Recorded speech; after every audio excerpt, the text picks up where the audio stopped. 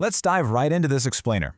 Today we're unpacking a beautiful, classic piece of literature to find some surprisingly profound life lessons hidden inside.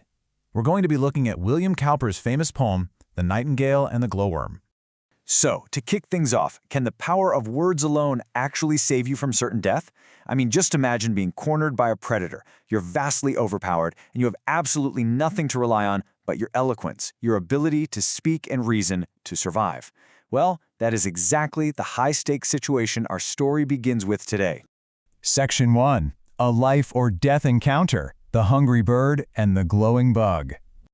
So, picture this. A nightingale has been singing all day long, completely cheering the village with his beautiful song. But, as evening falls, all that energy fades, and he suddenly feels what the poem calls the keen demands of appetite. Basically, he is absolutely starving after a long day of performing. Suddenly, spotting a little spark down on the ground, the bird swoops down from the hawthorn top. And the text is pretty blunt here, saying he thought to put him in his crop. He fully intends to eat this tiny glowworm for dinner. It's your classic predator-prey setup, and right now, things are looking incredibly grim for our glowing friend. Section 2. The glowworm's eloquent defense. A brilliant rhetorical argument. Now, here's where it gets really interesting. Instead of trying to run or hide, the bug uses his words. He literally tries to debate his way out of danger. The text reads, "The worm, aware of his intent, harangued him thus," right eloquent. Notice that powerful word, harangued. That usually implies a lengthy, aggressive speech. So the bug doesn't just beg for mercy, he commands attention and directly appeals to logic. The glowworm immediately sets up this brilliant, direct comparison between their distinct gifts. He weighs the bird's musical minstrelsy, his beautiful singing, against his own glowing lamp. He reasons with the bird, basically saying, look, if you admire my light as much as I admire your music, you'd hate to do me wrong just as much as I would hate to spoil your song. And here is the absolute core of his defense. He says, "For 'twas the selfsame power divine taught you to sing and me to shine." The crucial point of the bug's argument here is that they shouldn't harm each other, because the exact same creator gave them both tools to beautifully cheer the night. They are equal parts of the same natural ecosystem, just expressing it differently. One with music and one with light. Moving on to Section 3, a lesson in mutual respect. The bird's realization.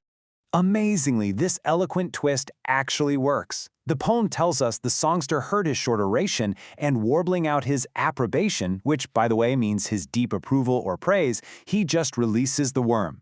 He completely changes his mind, spares the bug's life, and flies off to find a different meal. Words and the profound logic behind them literally save the glowworm's life. No way, right? Now, our source material specifically identifies this as a didactic poem. If you're not familiar with the term, that simply means it's a poem specifically designed to offer moral instructions. So this thrilling survival story wasn't just written for pure entertainment. It was deliberately crafted to teach us a lesson for our own lives. So, what exactly is that lesson? Well, as noted directly in the fascinating handwritten marginalia of our source text, the central message is to understand the value of different talents and importance of appreciating one another's gift. It's that incredible universal moral of recognizing that just because someone's contribution to the world is different from yours, say a lamp instead of a song, that definitely doesn't make it any less valuable. Section 4. William Cowper's broader mission. The author behind the fable. To really get this, we have to look at the author.